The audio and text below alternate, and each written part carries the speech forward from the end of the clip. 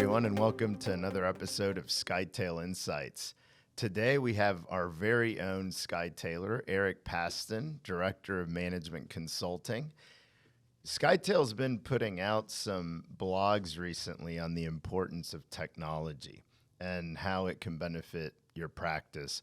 And Eric, thank you for joining us. I know you'll be speaking on this today. Absolutely. Thank you for having me. It's always a pleasure to come down to the home office and be able to join the team and hopefully spread some knowledge.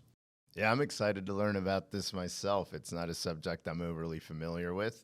For those who don't know, we call Eric 43 because he previously built out a 43 location DSO in the Northeast. So obviously a lot of knowledge and has had a lot of success implementing various systems, and I imagine technology. I don't know if technology existed back then, but you've certainly implemented quite a bit across offices. So I wanted to point that out because you have real life experience in some of what we're talking about. So, let's start maybe at the high level. When we say technology, how do you think about it when you're looking at talking, whether it's our clients or just the general space in general? How do you think about technology? What would you tell us? The approach that I like to go by is how can we simplify our processes? So, we challenge our clients and in building the infrastructure for our organizations, it's all about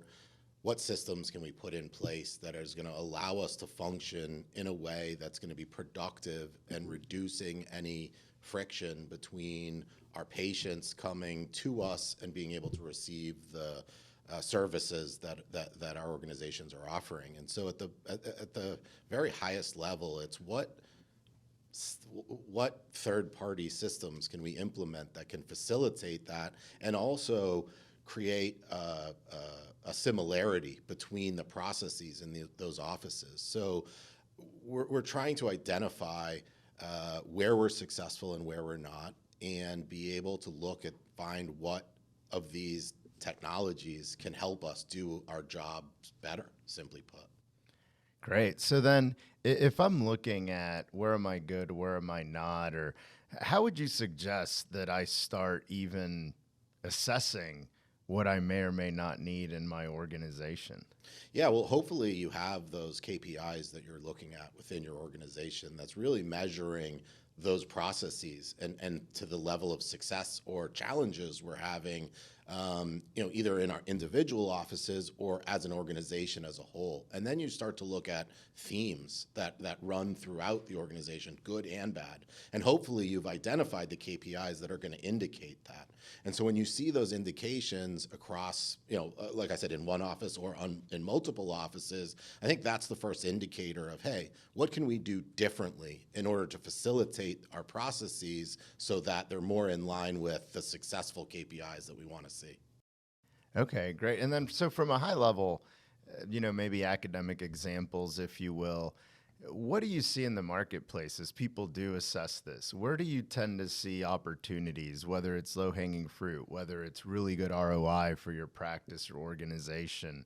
What are some themes? Are you seeing anything thematically? Yeah, I think, when you look at the broad marketplace, within dentistry, which is where I tend to focus, you see a lot of people looking at a few different places. It started with a lot of introspection on same-source sales. I think as you go to a lot of the meetings that we go to, you hear that theme. And when you talk about same-store sales, it's about, how do we look at streamlining processes that focus a lot on revenue cycle management. So I think that's a big place where a lot of our clients start, is saying, how can we collect better? How can we identify issues with our billing systems and various other places within that whole ecosystem of revenue cycle management? We probably have, some people do it completely in-house, some people outsource it, but at some place within that entire process, there probably is a technology that you may or may not have heard of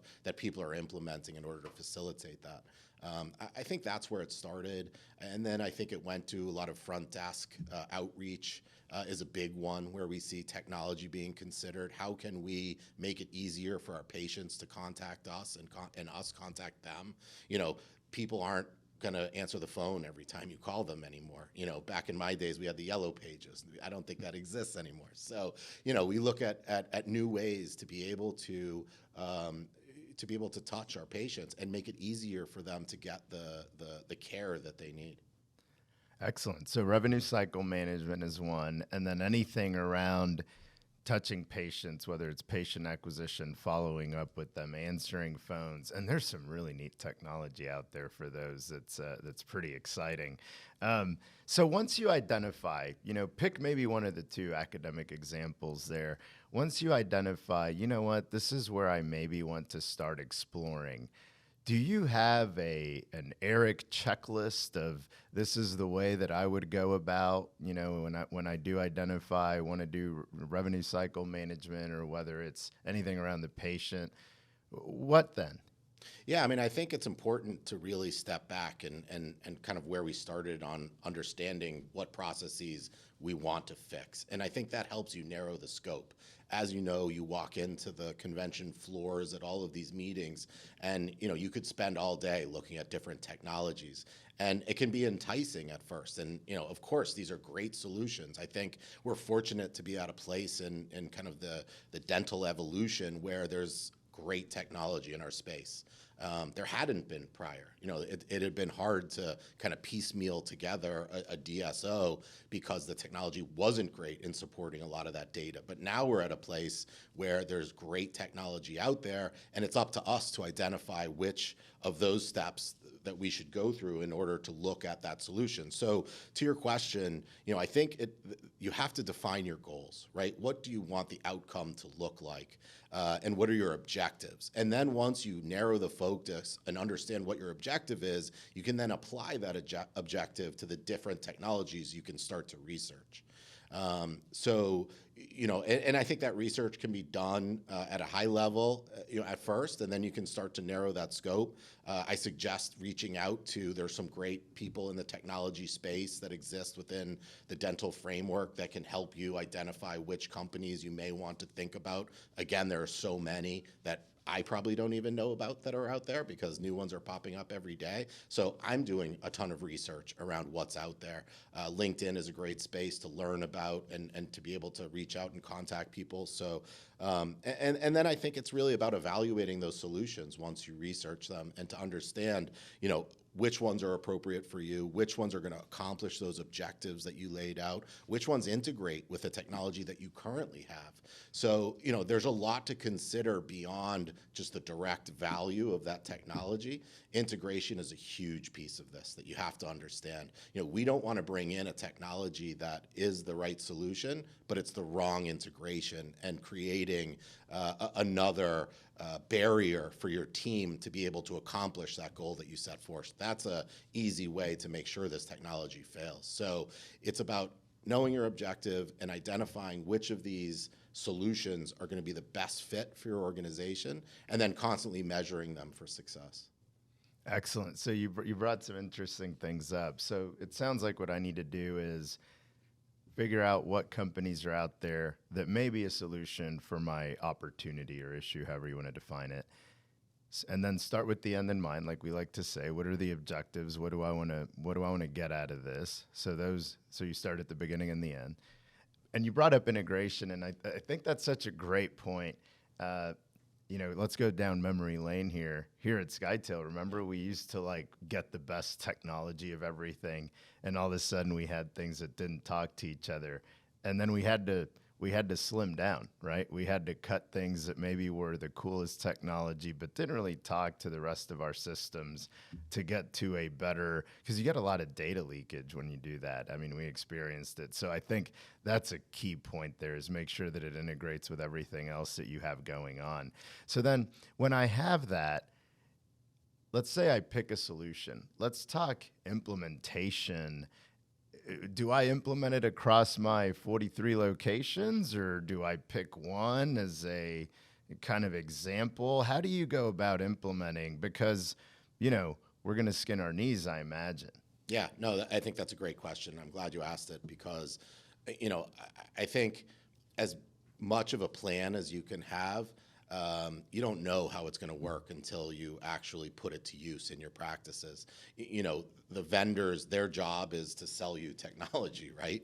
And some of them do a great job of supporting it once you implement it, and some of them just simply don't, but they have a great solution. So, what I always did is I tested it out in, one office or 3 offices, depending on how large your organization is and what your management team can handle. But yeah, I would highly suggest that it's done in a controlled environment where you know that you have a good team in place, and the only variable to success or failure is this technology. And then you learn and you take copious notes so that you can have that and educate your team and use that team to educate the rest of the team when you're ready to roll it out. And again, depending on the size of your organization, roll it out by region, roll it out by state, however makes sense to you. But take, again, a systematic approach to it that's going to give you the best opportunity to succeed. I love taking those success stories that you saw in the original test case out to the rest of the team so that they see value right away in this solution. And any questions they might ask, we have the answers to. So it's going to make your success a lot more probable when you take that approach, I feel. Okay, so we're going to pick an office. We're going to pick a team that's going to help us implement it. Am I correct in saying, just really quickly, maybe don't pick the best office, or how do you pick an office? I think there are different approaches to this, and your definition of best, right? I think you want to pick an office where this technology, you'll be able to see it succeed, right? So if it's the best office, you might not even recognize change from this technology because they're doing everything perfectly as it stands. I mean, essentially, we want this technology to enable these other offices to be like your best office. And so I think it comes down to understanding where you're going to be able to see that success. When I think about best, it's also, the team that works together the best. And so in that sense, I do want it to be in an office where I think there's a high probability of this being successful because we have the team that will buy in and support it and see the value that we're bringing to the table. That's great. That's a good point. And when you think of team, what are you looking for? Are you looking at a team that isn't resistant to change, that will implement it and kind of SOP it, if you will? What are you looking for when you look for the makeup of a team that you're going to want to pick? I think it's people that are doing are following your systems, right? Like, assumably you already have SOPs in place for doing a lot of these things. So they've been able to adapt and recognize these as the correct processes. They're doing things and they're buying into the solutions that exist, and they work well together and support each other, because undoubtedly there's going to be some issues that there's going to be a glitch or something's going to function a little bit differently, and there's going to be a discomfort that they're going to have with adopting this new technology as they learn. And we want to make sure that they have the support of the entire team around them that are going to recognize that and fill in the gaps where they might not have the ability to, because they're dealing with something new and learning that process. Okay, good. And then you brought up another good point, which is there's a selling aspect to this. You said something along the lines of, I want good examples as to how this is going to help other offices as we roll it out, and I want it documented and so forth. So on that one, is there a good timeline of this is how long I want to test it, if you will, in my office before I take it out to the entire organization? How does that look? Like, how many weeks, months am I looking at? How do you roll it out to other practices? Do you do it all at once? Is it a few at a time? Like, let's take an example of your organization at 43 offices. Do you go from 1 to 43? Do you take it in chunks? How much time? What does that piece look like? Yeah, I mean, I think when we did it and when we got fully to scale, we would do a 3-month implementation. Some of the larger ones we'd do longer. I want to make sure that the timeline that we set out is giving it enough time to either succeed or fail. And that's where you want to work with your vendors, right? There are certain technologies, maybe it won't take that long. There are other technologies, maybe it will take longer. But I want to understand best practices from the vendors. I want to vet it by talking to other companies that are using it, that have seen success and failure, so that I can ask these questions before implementing it, educate myself so I know what to expect, clearly state my objectives to my team once I have that information gathered, and then be able to articulate it to them so that they can appreciate, hey, listen, this is going to take a certain amount of time to be able to see the results that we're shooting for, but we're going to dedicate 3 or 6 months to making this work. And if it doesn't, I'm a big fan of failing fast. If it doesn't work, I don't have an ego. We'll table it and return it to sender, but we want to make sure that we're basing that decision on accurate data. And very often we're seeing an adoption of a new technology, a lack of integration, a dissatisfaction with the results, and ultimately an unsuccessful attempt at bringing in technology. So I think you have to be very pragmatic and clearly state what your goals are out of this, and really dedicate yourself to success. And I think doing that implementation and that plan is a critical piece of that. Yeah, I mean, at this point, as you mentioned, you have your goals in place, you're implementing for a number of months, and then you mentioned failing fast. Hopefully we don't fail, but you mentioned failing fast. How do you determine whether you're succeeding or failing? Like, how do you measure success as you're implementing, and even post-implementation? What are some good tips for us there? Yeah, I mean, I think it's twofold, right? It's those KPIs are moving, you're starting to move the needle, and you're seeing either the timing of claims or whatever it is that's the leading indicator of success for this. You're starting to see it move the right way. And if not, you're asking why. And if you're getting the answers to why and you're satisfied with why, okay. If that continues and you see that nothing is changing, or your team just isn't adapting to this technology, this just isn't something that they're going to be able to adopt. It might be a great solution.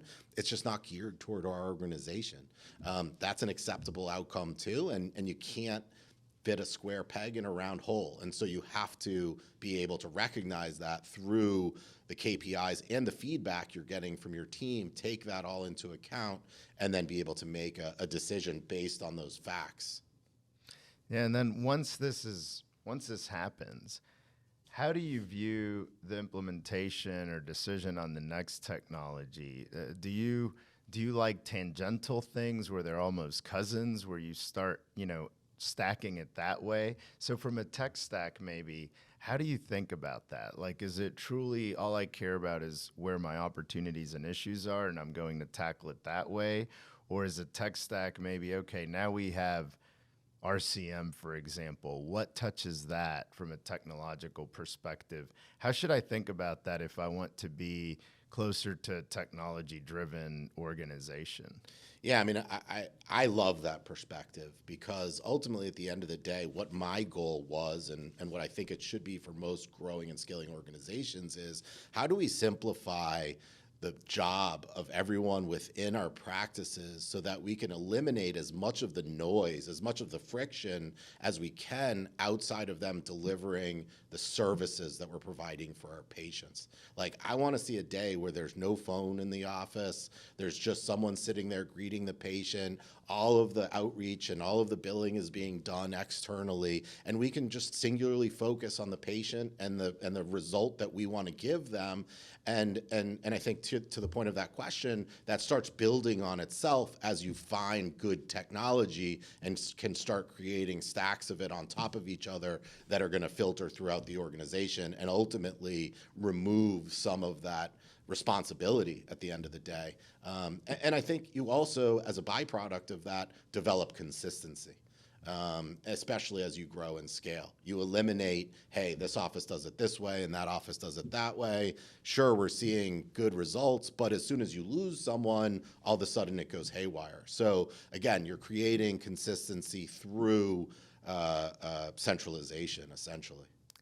So that brings up a good one. When you mentioned no phones in the office, it brought to mind just this concierge feel. If I walk in, I don't have to worry about the phone ringing and someone saying to me as a patient, "Excuse me 1 second," which makes you feel like, okay, I'm just sitting here waiting around. It's a great feel.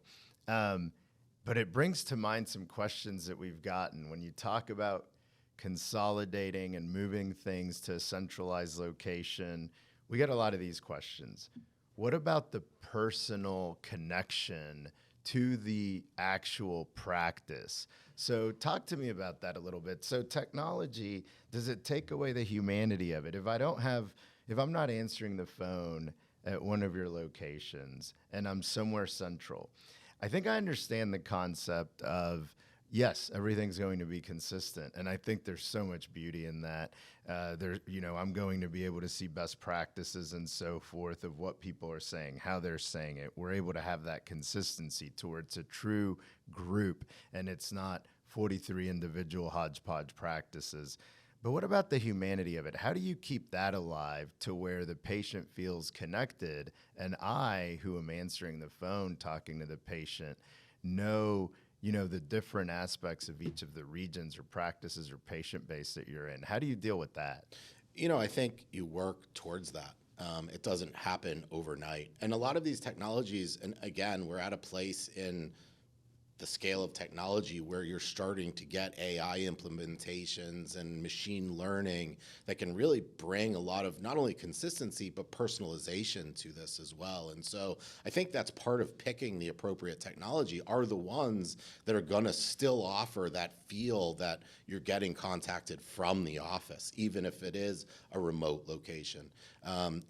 You want to take as much effort as you can to create that. And then once you have, that high touch, we can, it's okay for someone in the office to be on the phone. I just want to eliminate a lot of the unnecessary calls, right? So the necessary ones I'm completely okay with from a client customer outreach. Like I want, after every patient leaves our office, I'm okay with us picking up the phone and calling them and making sure they're okay, or ask them if they have any follow-up questions or something that's going to lead to a successful outcome from that patient visit. My desire is to eliminate the unnecessary outreach and the unnecessary busy work in the offices. And I think that's the perfect balance. And oh, by the way, when the patient's there, they're going to have such a personalized experience, that concierge type feeling you mentioned, because they're not going to be busy doing other things.